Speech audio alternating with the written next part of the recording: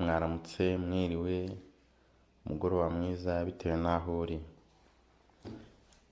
Iyi ni channel yitwa Strong Star Channel.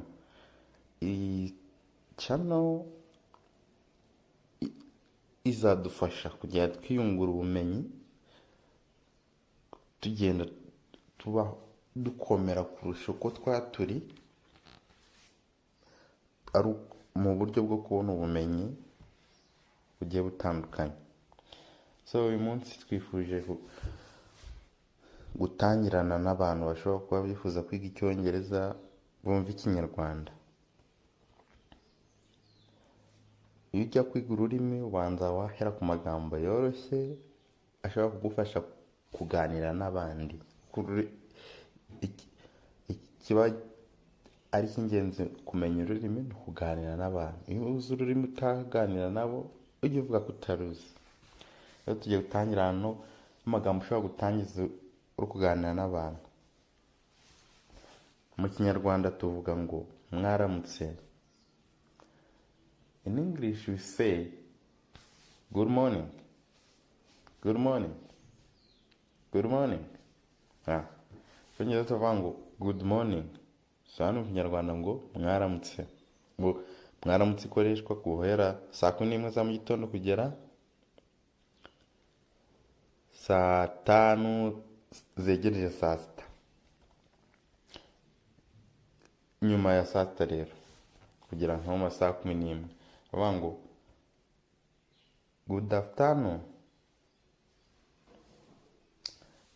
Iyo mu Kinyarwanda bivuze ngo mwiriwe, mwiriweho, mwiriweho neza, mwiriwe. Mu Kinyarwanda bavuga ngo mwiriwe nyuma ya saa 6. Aho ngaho mu Cyongereza tuvuga ngo good afternoon, good afternoon, good afternoon, good afternoon.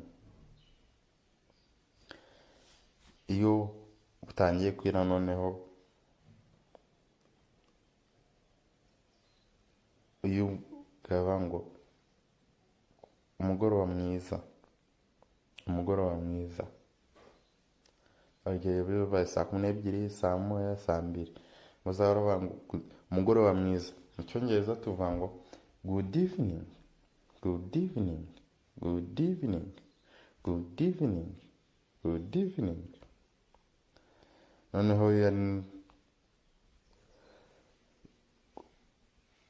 iyo ugiye gutandukana n'umuntu wari watangiye ikiganiro, iyo ugiye gutandukana n'umuntu bavuga ngo mu gitondo ushobora kumwifuza ngo ugire umunsi mwiza, komeza ugire umunsi mwiza, ariko ibyiza ni ukuvuga ngo ugire umunsi mwiza ko akiri mu gitondo. Noneho ikigura ushobora kuvuga ngo enjoy your day. In English we can say enjoy your day. Ukavuga mu Kinyarwanda bivuze ngo komeza ugire umunsi mwiza. Ku mugoroba handi twatangiye ikiganiro cyacu tuvuga ngo good evening, ushobora kugisoza uvuga ngo good night. Utekereza ko cyangwa uteganya ko uwo mugoroba mutongera kubonana, muzongera kubona undi munsi, ushobora kuvuga ngo good night, good night, good night. Ugire umugoroba mwiza, ijoro ryiza, ijoro ryiza. Good night, good night, good night.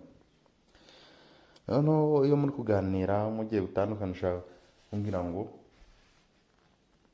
wenda uteganya ko hari ahantu murongera guhura uwo munsi, bambwira ngo see you soon. Mu Kinyarwanda bivuze ngo tubonane mu kanya. See you soon, see you soon, see you soon. Noneho iyo uteganya ko mutarongera kubonana uwo munsi, muzongera kubonana undi munsi cyangwa indi minsi, ngo see you tomorrow, see you tomorrow. Tuzabonana ejo, see you tomorrow, see you tomorrow, see you tomorrow. Iyi video iteganyijwe abantu bashaka kwiga icyongereza ariko bumvaga ikinyarwanda bakaba bateganya kwiga icyongereza, nayo irabateganyirijwe. Maybe those who understand English can use this video to start to learn Kinyarwanda. Do you see? You can start learn Kinyarwanda by using this video